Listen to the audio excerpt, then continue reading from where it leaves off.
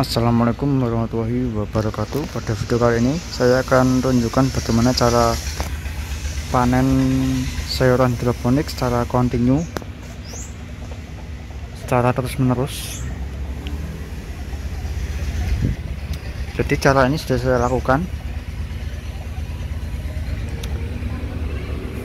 Ya, yang pertama yang harus kalian ketahui yaitu kalian harus tahu umur dari tanaman tersebut. Misalkan kita mau tanam selada kisaran usia 40 sampai 50 bisa dipanen. Jadi yang harus kita siapkan yaitu punyai instalasi persemaian, kemudian permajaan dan juga pembesaran. Nah, kenapa kita harus mempunyai instalasi permajaan? Itu karena supaya muternya itu lebih cepat. Nah, bagaimana kalau kita tidak punya instalasi permajaan? Dan saja masih bisa ya, masih bisa asalkan instalasi pendewasaannya ini cukup banyak, itu juga bisa. Tapi kalau misalkan kalian masih skala 1000-an lubang, itu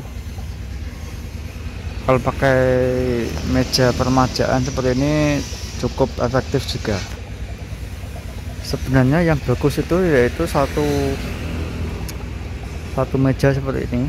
Ini ada 400 lubangan, satu meja itu harus ada instalasi permajaan sendiri, kemudian instalasi persemaian sendiri.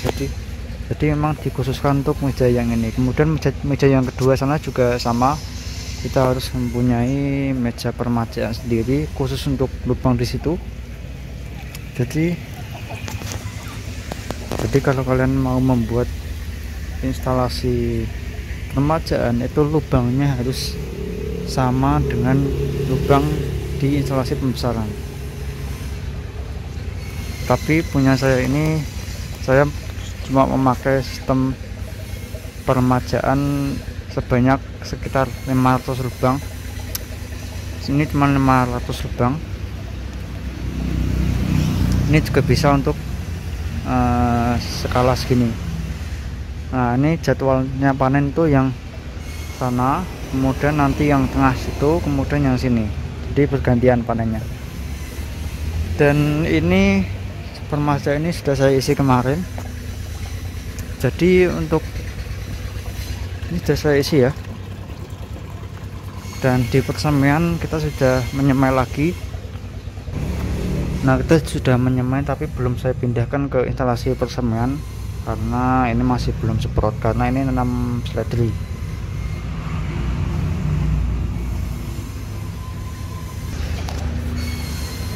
Jadi ini benar-benar tidak ada yang kosong untuk instalasi persemaian maupun permajaan dan juga pendewasaan.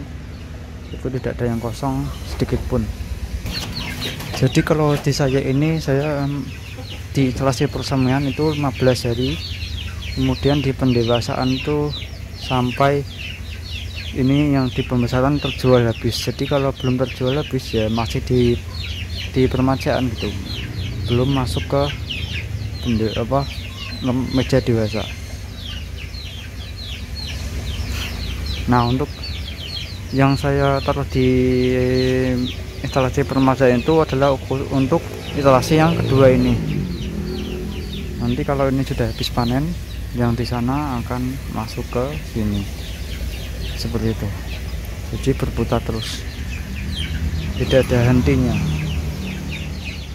Tapi kelemahan sistem seperti ini harus benar-benar pemasarannya itu harus benar-benar lancar. Kalau terkendala di pemasaran ya terpaksa repot juga, karena ini harus benar-benar cepat. Sekali ini juga langsung habis.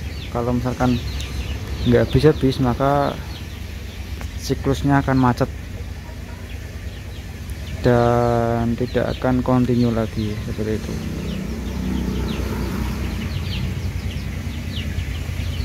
Saya juga kurang tahu ini umur usianya berapa, yang penting dia panen ya dipanen, nggak ngitung usianan.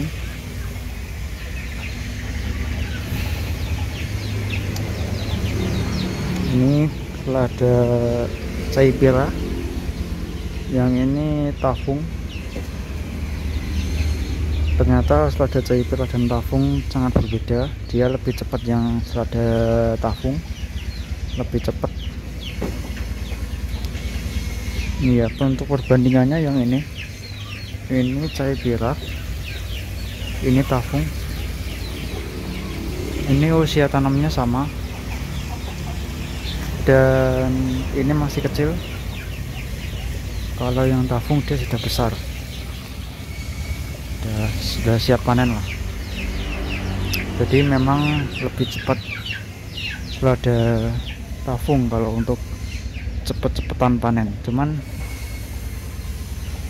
dari segi apa itu namanya, kutilang atau berbatang, dia lebih cepat. Yang Tafung ini lebih cepat berbatang. Kalau Caipira ini nggak bisa berbatang ya, dia benar-benar melebar pertumbuhannya. Dan yang Tafung ini daunnya mudah terbakar. Kalau Caipira ini daunnya tebal dan sangat bagus.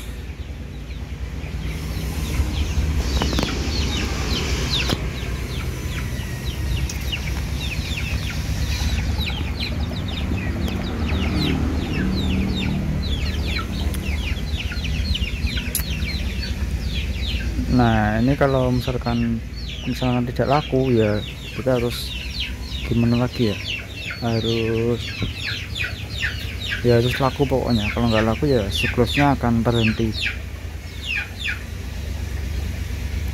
Kalau kelamaan di meja remaja dia akan, pertumbuhannya akan jelek, dia akan panjang karena kan dia kan jaraknya cuma 5 cm atau 10 cm itu, saya lupa.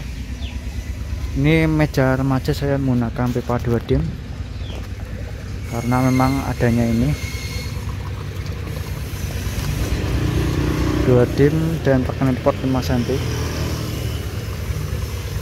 Saya rasa masih cukup lah.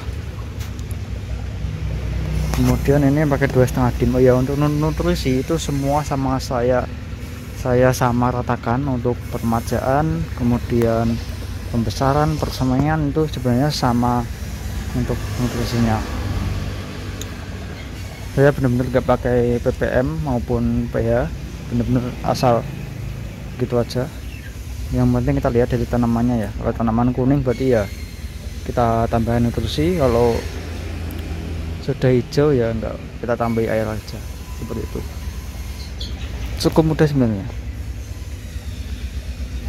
Tapi kalau memang skala besar sih menurut saya lebih baik satu tandon ya. Menurut saya lebih baik itu satu tandon. Karena apa? Yang pertama dia suhunya akan terjaga. Kalau pakai yang satuan gini agak repot juga dan agak panas airnya. Jadi suhunya itu berubah-ubah sehingga pH-nya juga berubah-ubah. Kalau satu tandon itu dia akan stabil dan kita cuman ngisinya cuma 1 titik ya. Kalau ini kan 3 titik, 1 2 3 saya isi. Itu kalau sudah itu setelah tanamannya itu besar-besar itu 3 hari habis lah, dan sangat merepotkan sekali.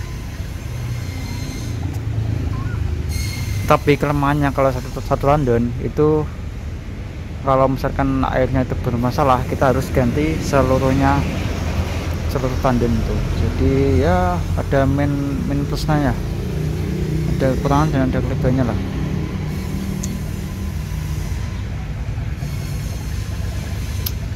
Mungkin nanti akan saya coba pakai satu tandon di tandon sana itu, tapi itu masih ada ikan nilainya, jadi belum saya realisasikan.